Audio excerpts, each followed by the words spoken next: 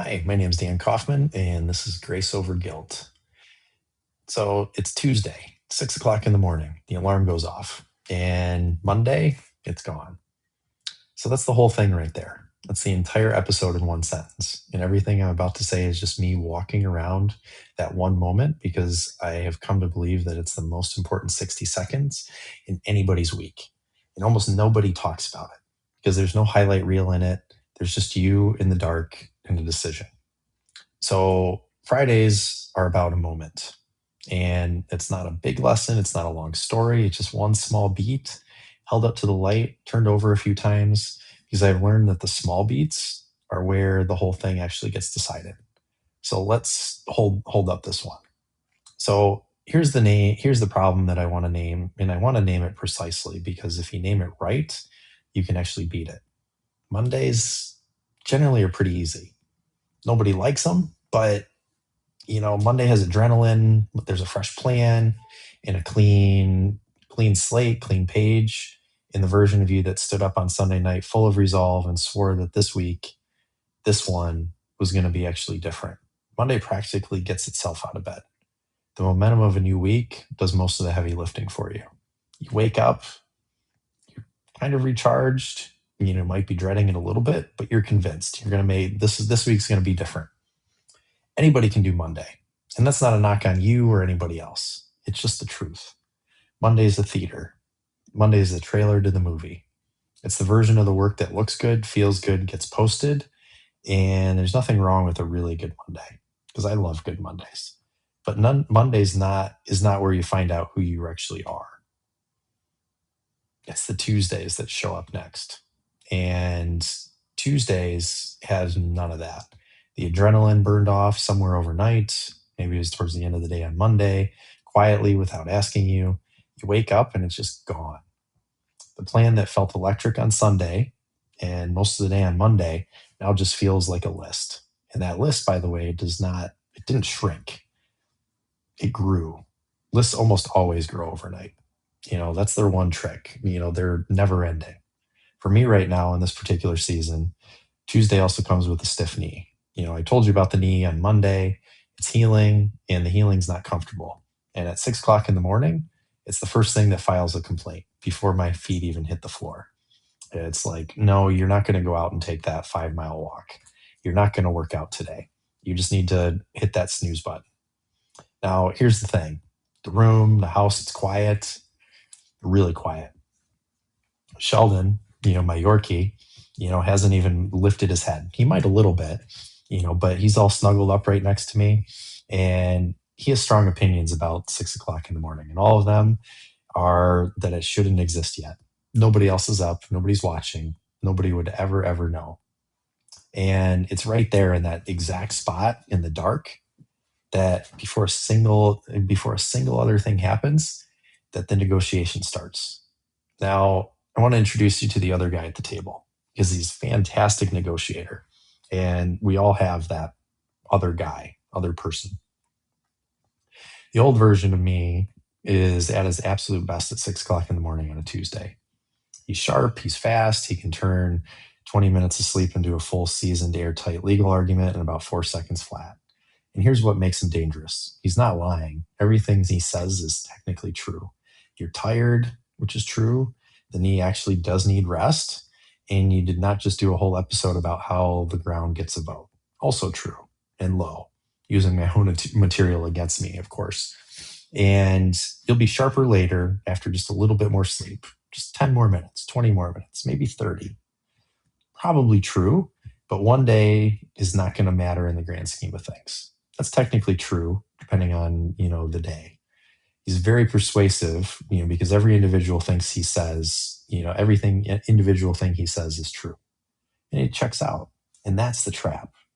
He builds you a perfect little case, brick by true brick. And he leaves out exactly one thing. Just one thing. And he leaves out the part where 20 minutes was never actually about the sleep. It was about trading the life for comfort. One small, quiet, deniable swap at a time. Nobody trades their whole dream away in one dramatic decision. That's not how it goes, and that's not how it works. You trade it, by giving away 20 minutes at a time. on a Tuesday in the dark in a negotiation nobody ever sees with a guy who's technically right about everything except the thing that matters the most. So, how do you actually beat him? Let me tell you that what does not work first, because I've wasted years upon years on this. You don't beat him by arguing. You can't. I tried. You won't win a debate because the snooze be against the snooze button at 6 o'clock in the morning. It's undefeated. It has beaten better men than you and me. And if you sit up in bed and try to reason your way to the floor to construct a better counter argument, you've already lost, because now you're just negotiating. And he's a better negotiator. The bed's warm, the clock's running, you still have time, you don't have anything to do technically, your first meeting's at 9. The new version of me doesn't win that argument. He refuses just to open it. Feet on the floor first before the debate can even convene, before the first true brick actually gets laid. The decision gets made in the body physically before the mind is even fully awake enough to build the case. Reasons later, if at all. You don't owe yourself a reason at 6 o'clock in the morning. You just owe yourself to get your damn feet on the floor. And that's the entire skill. It sounds almost too simple, to be talking about this, right? Feet on the floor before the negotiation starts. But I'm telling you that one move practiced is the difference between the person you're in the column 2 and the person you keep promising you'll become starting next Monday. So let me tell you why this matters so much, more than it looks like it should. Why a 60-second decision in a dark room can be the whole ball game. Because you're not actually deciding whether to get up. That's what it feels like, but it really isn't that what is happening. What you're actually doing in the moment is casting a vote for who you are every single time. Get up. You've cast a vote for the person who does the thing, whether or not anybody is watching. It's snooze, and you cast a vote for the person who negotiates with himself and loses. And here's the part that should scare you a little and free you a lot. You're not the sum of your big dramatic decisions. Nobody is. You're the running tally of these tiny unwitnessed ones. You become who you are, 6 a.m. at a time. And that's why the small trade is so dangerous. It's exactly why the old negotiator can afford to tell the truth. He says one day will not matter. And on any single day, he's right. One day doesn't matter, but he's not asking for one day. He's asking for a precedent. He wants the vote on the record because he knows what you keep forgetting, which is what you'll be right back here in the next day and the day after. And the easiest possible predictor of what you do at 6 a.m. tomorrow is what you did at 6 a.m. today. He's not trying to win a morning. He's trying to win the pattern. And patterns are the only thing that actually build a life. So when you put your feet on the floor, you're not just starting a workout or a work block or whatever your thing is. You're casting a vote on the record for the person you told yourself you were becoming and going to be. And you're denying the other person as precedent. That is a much bigger deal than 20 minutes of extra sleep. That's the whole election. And it runs every single morning. And the turnout, it's you. And by the way, the second alarm is not only a morning thing. I want you to see it everywhere, because once you can see it, you can win it. There's a second alarm about 2 o'clock in the afternoon when the energy dips. And the easiest thing is to coast into some low-grade busy work and call it a day. There's that second alarm at 9 at night when the phone is right there and the honest conversation with the person across from you is a little harder than the scroll. There's that second alarm every time the thing you said mattered gets quietly outvoted by the thing that's just plain easier in a moment when nobody would have ever known you traded. Same negotiation every single time. Same fantastic negotiator, technically right about everything, leaving out the one thing. Same move that beats him. You don't argue. You put your feet on the floor, whatever the floor is in that moment. And you make that decision in the body right before the mind can build the case. So your mind's the great negotiator. It wants comfort. And I have to kill one thing right here because it's the excuse hiding underneath all other excuses. It's motivation. We've all been sold this idea that you're supposed to wait until you feel like it. That somewhere out there's a version of you who wakes up motivated until he shows up if you're allowed to stay in bed. So the person spends years waiting for a feeling that is never coming, and they call the word waiting a personality. I'm just not a morning person. I'm a night person. I'm waiting until I feel ready. I'll start when I get motivated. Now, here's the truth, and I wish somebody had grabbed me by the collar and told me about this 20 years ago. Because motivation is not the thing that gets you out of bed.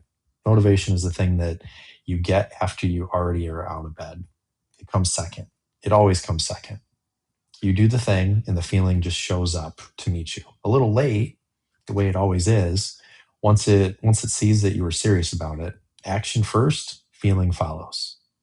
Everybody who is waiting to feel like that before they move has the entire machine running backwards, and they will wait forever because that's just not how a human being is wired. The person in your column two does not feel like it either. Let me say that as plainly as I know how. He does not have some secret tank of motivation you were born without.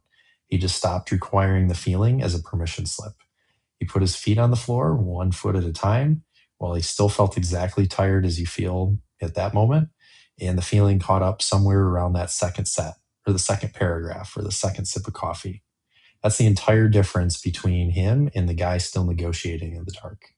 He stopped waiting for a feeling to do a decision's job. Here's why I care about this so much and why I would give a whole episode to 60 Seconds in the Dark. Because this is where the plan lives or dies. It's not on the whiteboard. It's not on your big yearly plan, your quarterly plan, not on the beautiful document that you built, not that roadmap, not in the group call where everybody nods and agrees and feels aligned and important. All of that is Monday, and all of that's theater, like we talked about. The plan proves itself on Tuesday. It's in the dark with a stiff knee in a quiet house and a dog who thinks you're insane and not one single person around, to be impressed by you. That's where it lives. And that's where it dies too, right there, in the least dramatic moment of the entire week, when the only witness is you and the only reward available is that you get to keep being the person that you actually said you were. There's no applause. There's no post. There's no one to tell. There's no look what I can do. That is exactly what makes it real. Anything you only do when somebody is watching is not a value. It's a performance. The stuff you do when no one will ever know, that's the actual you. And that's the only one that counts. And that's the only you that counts. Everything else is just packaging. So I want to connect this back to the week because it's all one thing. Monday, I told you the ground gets the vote, that the body and the plan sometimes disagree and the builder listens. And somebody is going to try to use that as a loophole at 6 o'clock in the morning. I already know because I've tried it and I used it on myself. The knee needs rest. The ground gets the vote. Back to sleep. So let me close that loophole. Listening to the ground is a decision to make with a clear head. Looking at the scan, choosing maintenance over damage. It's a strategy. What happens in 6 in the morning is not that. That's the ground. That's not the ground voting. That's the snooze button impersonating the ground to get what it wants. And you have to learn the difference. The ground speaks in scans and doctors and honest, and tired. The snooze button speaks in whatever excuse is nearest it to hand. One is wisdom. The other is just comfort in wisdom's coat.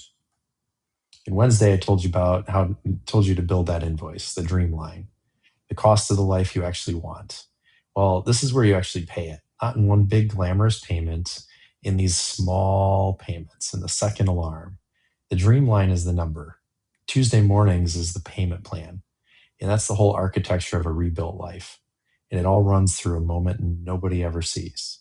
So this is where I'm going to leave you today. The plan doesn't prove itself on Monday. Anybody can do a Monday.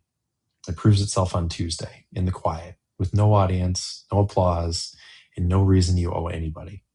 Get those feet on the floor before the negotiation opens up. That's the rep. That's the whole rep. So here's my question for you, and I want you to actually answer. What is your second alarm? What's the quiet moment, the one with no audience, where your whole thing actually gets decided? For me, it's a stiff knee in a dark room at 6 a.m. For you, it might be something completely different. The workout you do or you skip, the call you make or just dodge, the page that you write or don't, the conversation that you have or keep avoiding. Find it, name it, and hit reply and tell me, in the newsletter or in the comments about what that is. Because once you can name that moment, you can win that moment. And once you win that moment on a Tuesday, when it doesn't count for anybody but you, you've got this whole thing. So again, I'm Dan Kaufman. This has been Grace Over Guilt, and I'll be back on Monday. And make sure to put those feet on the floor.